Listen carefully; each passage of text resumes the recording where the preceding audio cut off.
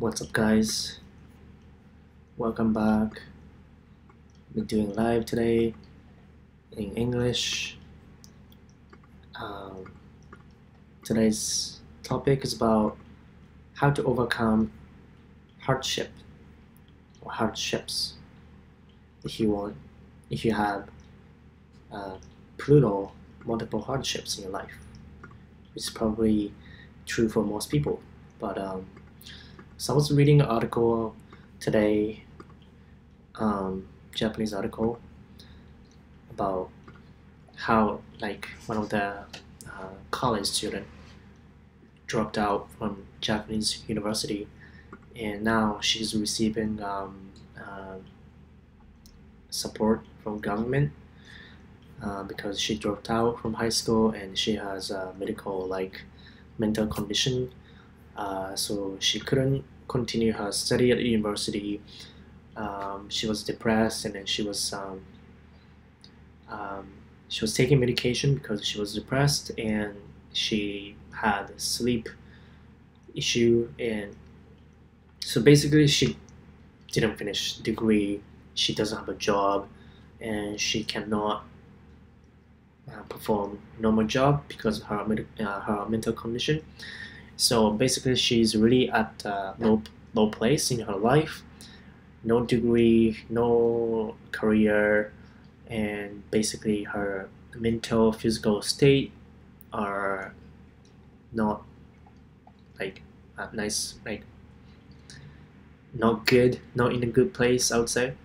And that reminded me of a time when I was 19, when I was in Japan. When I was, I think, too stressed out, or I was either stressed out, or I was stressing myself out too much because of so much pressure to get good in English, to let's say achieve my goals, to move to Canada or United States, start college, and then eventually get a bachelor degree in English-speaking country. And as you know, as if you are coming from non-English-speaking countries, especially Asia, East Asian countries, East Asian languages and English-related countries languages are totally opposite, and it's really hard for us to acquire English skills because, first of all, East Asian countries are massively homogeneous countries, so we don't have enough diversity in people and ethnicities, so we are, first of all, limited in our environment to use or practice English. And the second of all, everything's so different. If you're coming from, let's say, Germany or Netherlands, or let's say France, you sometimes come across English in daily life, and it's not as big of a transition from your country to an English-speaking country. But coming from Japan to Canada was such a big transition. But anyways, I was so overwhelmed by so much pressure and so much unknown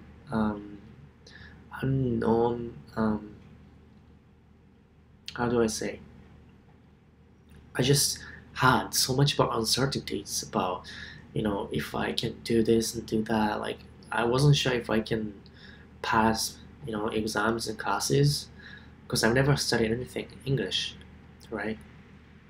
So anyway, so I was working 2 years after graduation to save up money because my parents couldn't pay even a dime or cent for my education. So I was pretty fucked get-go. And nobody, even in the United States or Canada, no high school students would be ready right after graduation from high school. Okay, mom and dad, I'm so ready to pay for university by my own. No kids can be like that. They're not prepared to pay for their own university education. Even if they do part-time job, they cannot save 30K, 40K, right? So it was really hard to kind of understand that situation that time. Like I needed to come up with some way to finance my 60K, 70K, 80K education budget for next 5 years. How can I do that? No, I couldn't.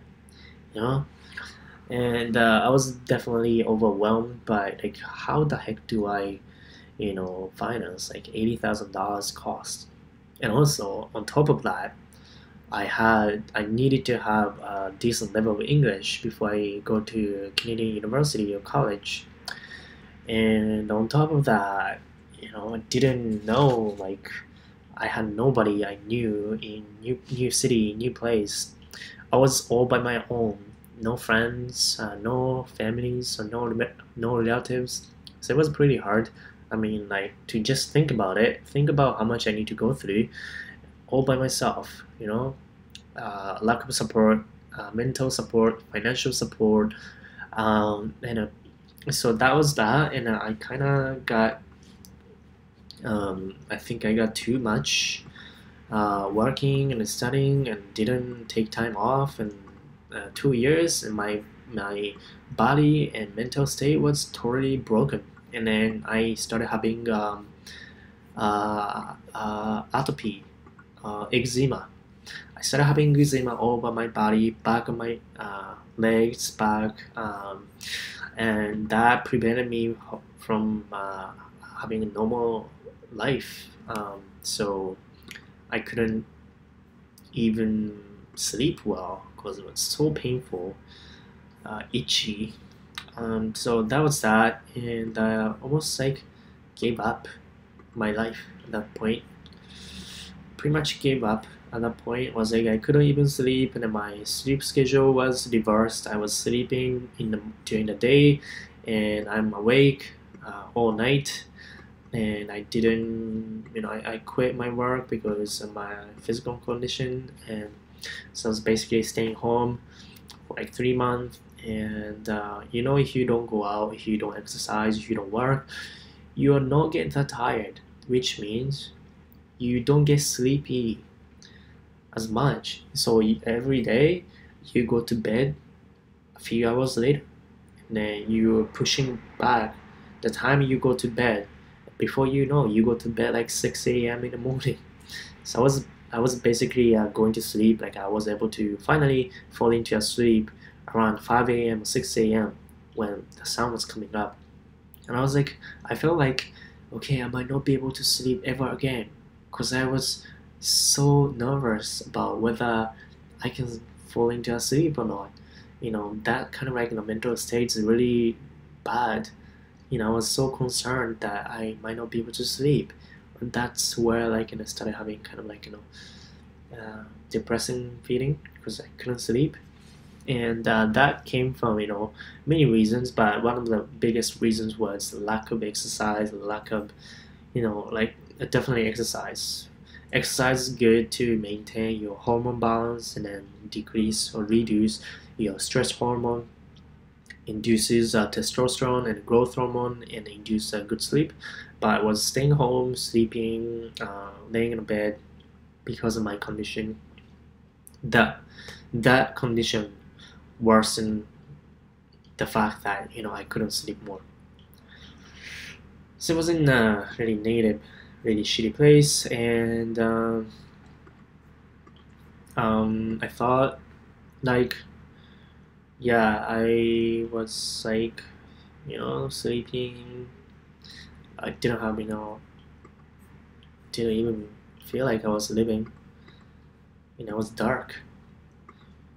My perspective, my reality was super dark, no lights, and it was tough. But anyways, that was that, and I know this video is about how to overcome hardships. And I started going to gym because I had atopy and eczema, pretty severe eczema, activated by my so much more stress and everything, and bad diet, bad sleep cycle, and lack of exercise. So I started working out. I started going to gym. I started eating more food, better food. I improved my diet, and I exercised so that I can sleep at least. I wanted to have good sleep, so I exercised and also increased my cardiovascular ability, also muscle masses, and I started picking up right sleep cycles, and my mood got improved. My physical condition definitely got improved. More focus, more energy during the day, and so at the point I started working out 3 times a week, and I think that was the turning point. Started working out 3 times a week, and because I neglected my health and fitness so much in the past 2 years, I needed to pay so much of price by getting sick and then basically stuck at home, not being able to sleep. So that lesson, I'm still paying for the price. I still have a little bit of itchiness around here. I'm still putting cream on once in a while, but it's almost gone, which is good because I'm paying extra attention to diet. I'm paying extra attention to kind of shampoo or chemical products that I use. I'm paying attention to sleep for sure. I make sure to get at least 7 hours, 8 hours sleep, and so I pay the price, and so that was that. Other than that, that was the first thing that I did, improved my physical health, and after that I started improving my mental health as well by reading books, and by that I mean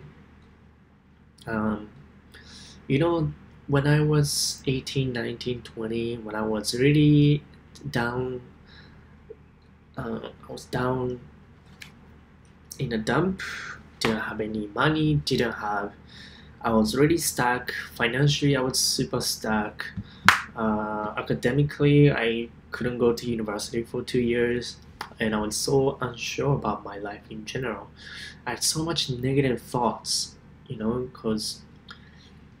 because just if you don't have money to go to college, that's gonna limit you so much, and you feel like it's like end of the world when everybody else is going to university and advancing in their life, and I'm like stuck, like working 9 to 5, and knowing that this pay is not gonna ever go up ever.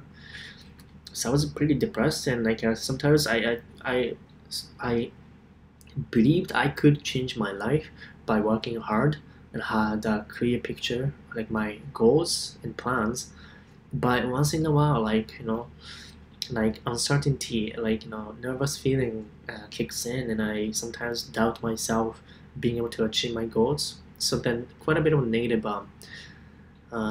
negative thoughts coming up to my mind, and not all the time though. As I move to second year university student, third year, fourth year, as I get more and more experience and results, I get more and more confident. But first year also, I was super pressured to get really good grades, because grades to me at that time, good grades at school, good grades were one of the stepping stones to get a really good internship experience, like landing a good co-op job. So grade, first of all, was first thing I couldn't fuck up. And then after that, once I got GPA and I got internship, from there it was super easy. Not super easy, but it was so much better. Good GPA to good internship to another good great internship, and to graduation, and then getting a job fresh off the grad, and then switching my career. And from there, like, it was good, all planned out, and it went really well. But definitely I didn't have everything in the beginning. I didn't have work experience, I didn't have English, I didn't have good GPA, I didn't have all the computer science knowledge. But I started from scratch, And then during the my journey, getting grades to internship to achieving other goals as well, like fitness, I was accumulating good knowledge from books, reading books like self-development, personal development related books about routines, belief system, philosophy, how to think positively, thinking about reading books about cognitive, not really about cognitive dissonance, but a lot about conditioning, how to change your view of your life, how to change your perspective, how to think positively, how to have abundance and freedom, how to achieve your dreams, how to unlock yourself from the currently negative environment, how to change your life. Most of the time when you're stuck in negative environment, it's mostly due to the fact that your thinking is wrong. It's not that your action is necessarily wrong, but thinking, like thoughts, philosophy, belief system is wrong. So I worked on that, changing my belief system. Most of the time it's called a limiting belief, or I would say not useful lies that we keep telling to each other, to ourselves. Lies like, oh yeah, it's impossible to work a big company like that, or like lies like, oh yeah, I can never get A+ in this class, or like, oh, I'm never smart enough to get a job at this company, or like this could be another lie that we keep telling ourselves, like, oh, I don't have time to go to gym 3 times a week, I'm too busy studying exam. All those kind of limiting beliefs are there could be small reasons, it's tiny reasons.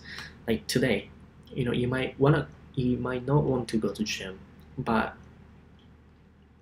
you need to, and you can come up with like 1,000 other excuses to not go to gym, but just one small reason, you decided not to go to gym, and you keep doing that. You repeat that for 10 times, 20 times, 30 times, before it's like 3 months. So by changing a small decision, like small change or small decision can make a huge impact in the long term. Over time, small change or small decision accumulated, compounded over time, is going to make a huge difference in your life.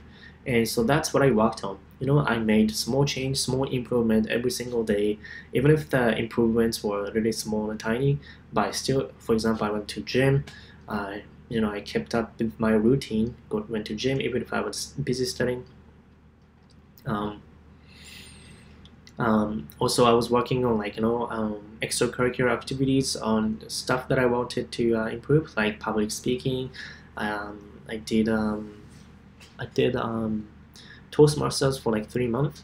I also did improvisation comedy to improve my confidence, in public, as well as my comedy, like improvisation skills, humor, social skills, and if I wanted to have more travel experience, I decided to travel by myself after final exam. So I went to Southeast Asia by myself for like a month and a half. I also did a study abroad exchange in Czech Republic for 6 months. That changed my life for sure, changed my perspective. Without that, I probably don't have my belief system right now that I have. So I worked on that. There's so many limiting beliefs that I had that I overcame by simply changing my belief system first. I didn't have many things before. You might be lucky if you have everything, but I didn't have many things like resources. I didn't have resources such as money. I didn't have resources as good connection with people who have done what I wanted to do, like study abroad or exchange or working at the big companies. Didn't have connection. Didn't have friends who did that, who would have given me advice.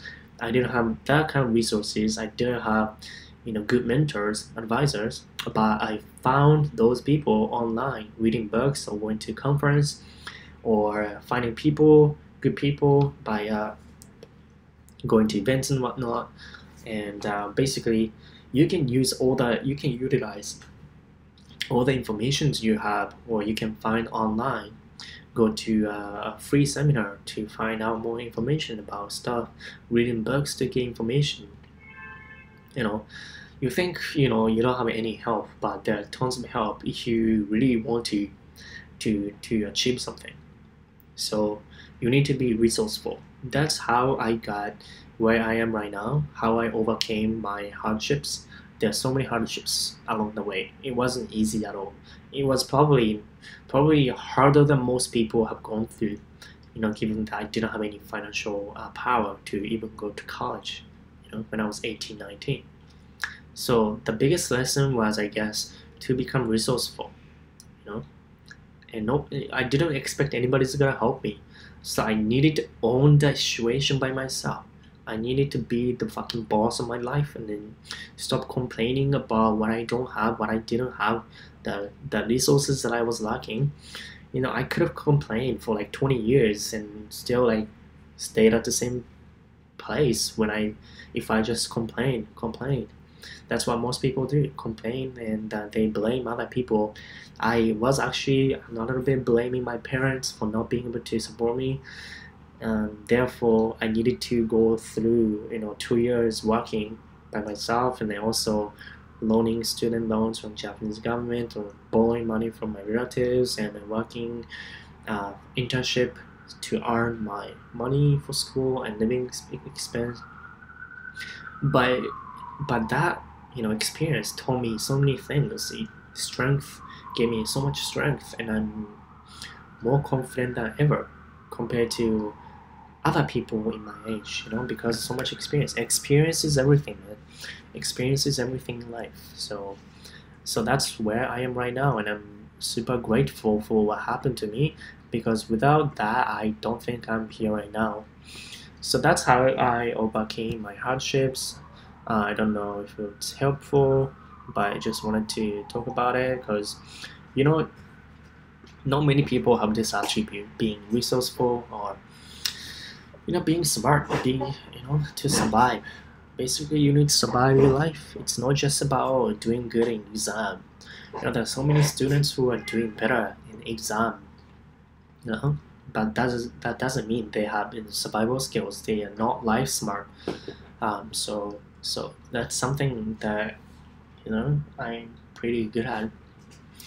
So I guess that's what I wanted to talk about in this video. Not everybody has everything that they wanted when they are born.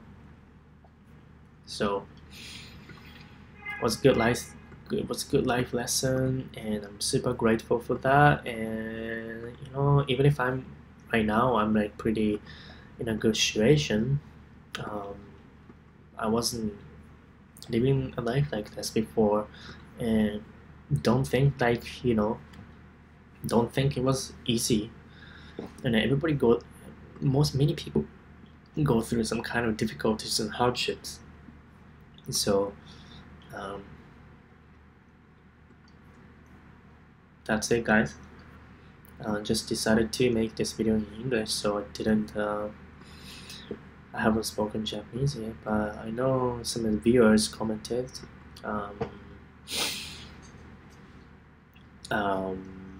日本とカナダの労働関係の違いについてどう思いますか? Well, it's so different. Japanese work environment is fucked up. I'm pretty straightforward. But yeah, Japanese work environment is like the worst in the world. Like worst in developed countries. Among developed countries. It's so bad that people commit suicide. It's so bad that only 30% of Japanese people actually take 10 days of paid vacations. It's so bad that more than half of them don't even use 10 days of paid vacation.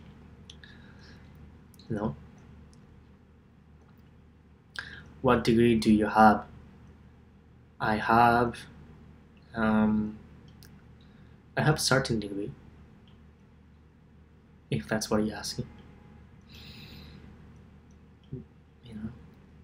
Hi, hello. I'm gonna keep this like pretty short, so I'm gonna be here for 10 more minutes, and I'm gonna go. So if you have any questions in English, I'll answer. Anyways, you need to think about, you really need to think about, when I was younger, like I'm still young, I guess, but when my primary focus was how can I invest my time and energy so that I can get, if I can get to a better place. So I focused on my skills.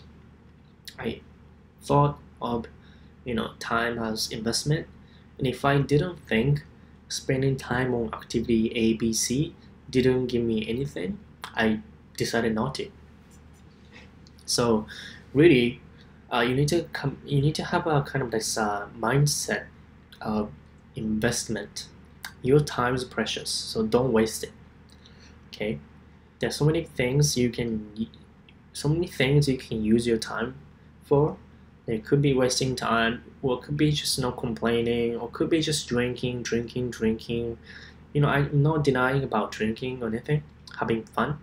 But if you're having fun just every single day or too much, if you're not making progress in your life, maybe you need to think about, kind of stuff that you want to invest your time for. So when I was younger, I was thinking about, education is the biggest and the best investment that I can make. And by education, I didn't mean just university.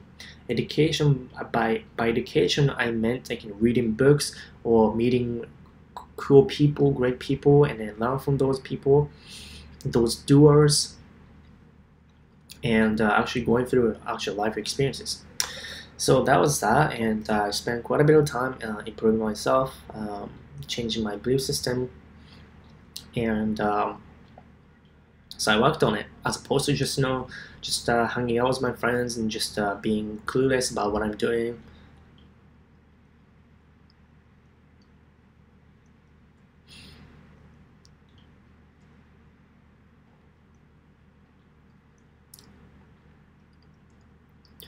CS 卒でデベロッパー以外の職種って何になりますか? You know what though? You need to look up that in English. I'm not being like hard here on you, but really, how would you look up on Google if you wanted to know that information? Type in the comment section like what would be your search keyword to look up that information that you're looking for. Because honestly, if you keep looking for information in Japanese, you won't get it. There's no Japanese words for programming languages. There's no translation exist for every single thing about computer science. That's why I'm speaking in English, because it's same. Like there's no German translations of computer science concepts. It's so stupid. Some people expect to believe that there are translations for certain concepts, but no. Certain concepts were born like last year, 2 years ago in English, and that's the reason why you can't keep using your own language. Otherwise, you're gonna get behind.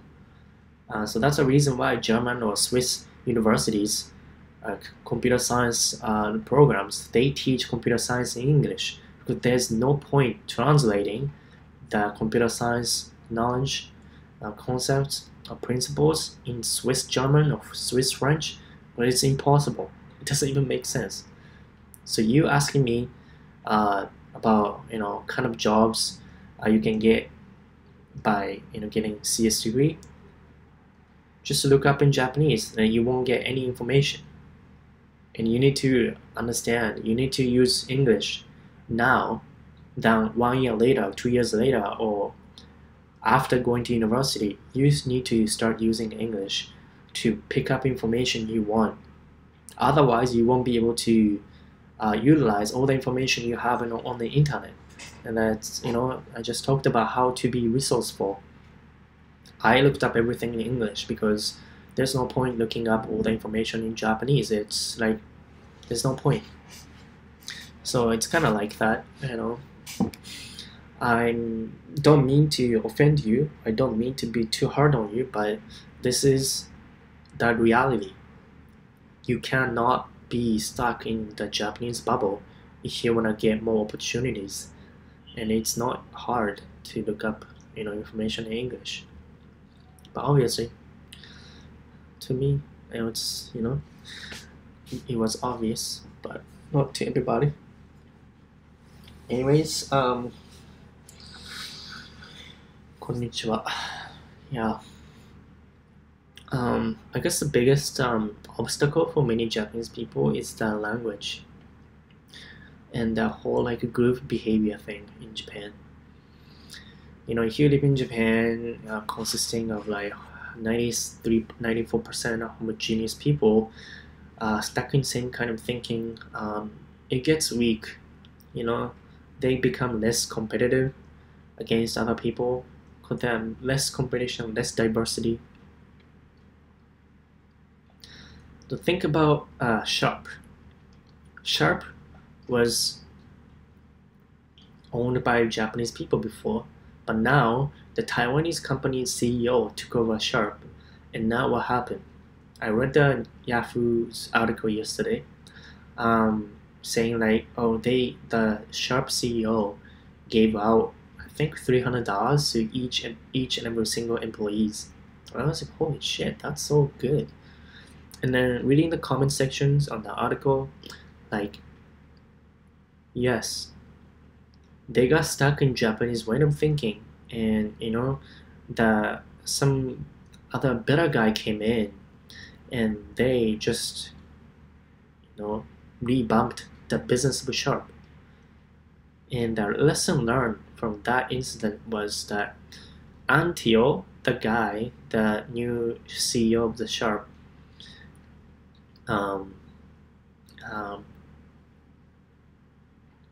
got results, everybody was suspicious. Everybody didn't believe that getting bought by Taiwanese company was a good idea.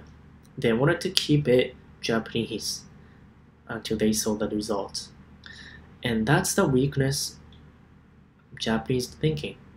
They think they want to keep everything in Japanese way, but that's not possible in this world, globally competitive world, where so many other people are doing better business and different way of thinking. And really Japanese way of thinking is being stuck in one way of thinking, and that usually prevents them from doing better. Same, if you are stuck in Japanese education, you're gonna be stuck forever there, because Japanese way of thinking is not everything that world represents. Japanese way of thinking is just subset, and there's so many weakness in lack of diversity, lack of creativity, lack of better business practices. It's just so bad that I feel so bad. I never want to send my kids to Japanese schools, because it's gonna just ruin. It's just gonna pretty much ruin your own life. I don't know, I'm being too strict, but it's gonna limit so much of your ability to think critically, ability to stand up on your feet, ability to pursue your own happiness and goals.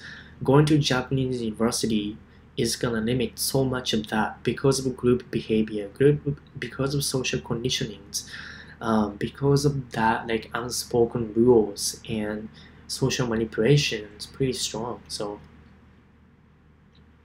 I guess not many people understand about what I'm saying. So anyways, I don't mind, I don't try to convince this to any Japanese people. I'm just speaking out loud about my thinking process.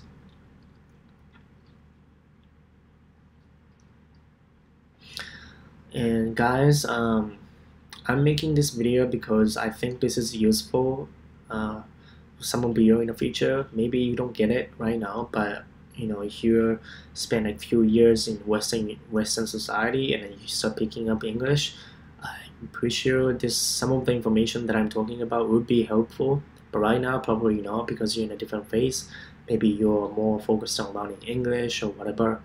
But anyways, I'm kind of discouraged to make more videos in Japanese because my Japanese language is limited, and I don't think just speaking English and speaking Japanese to you guys wouldn't help you really.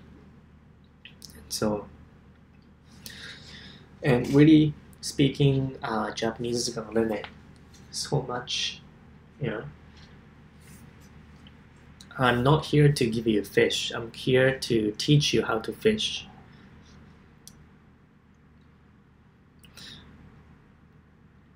I know you. 去年からニューブランズウィック州の大学に留学して、いつもためになる価値の動画ありがとうございます。僕は現在経済学部の3年生なんですが、就職について悩んでますか？今からプログラミングのところで就職したい人はここに行きたいとかなんてですか？可能でしょうか？ Well, you know what?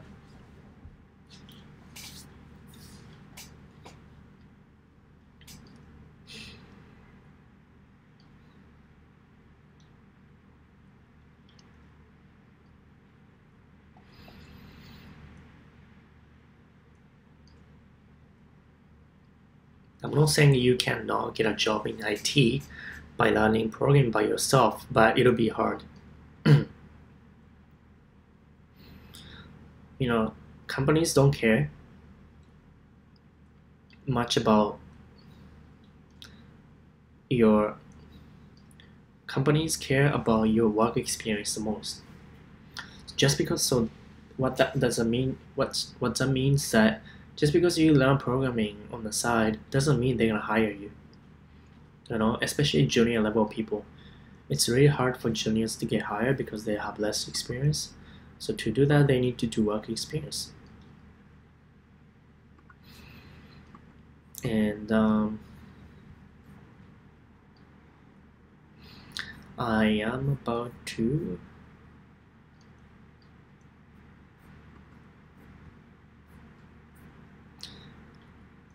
but good thing is that you are studying in Canada, so you get 3 years work visa right after. But economics is not really practical compared to business. It's more theoretical, right? And without experience in the actual real world industry, you won't be able to get a job, decent job. You can get London Drugs cashier position, but not business department. So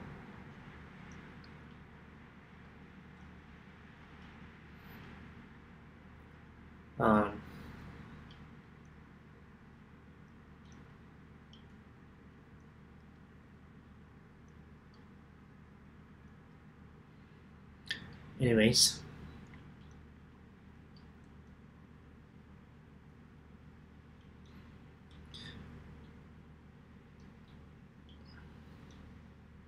I don't remember I was using Japanese when I was third year university student. I think I was definitely not using Japanese at all.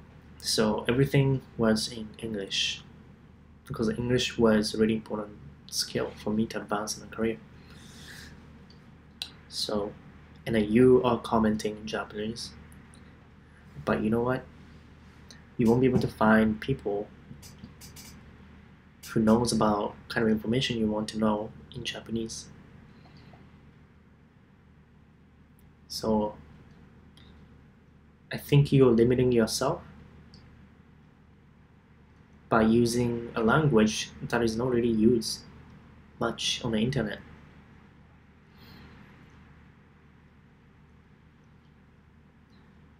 Anyways, I hope my answers were helpful for some of you guys.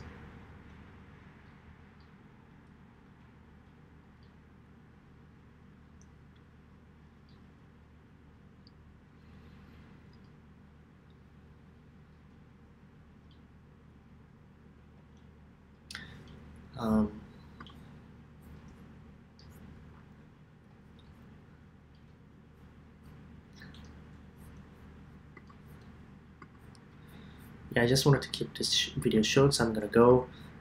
Thank you guys for watching. Thanks for watching my video.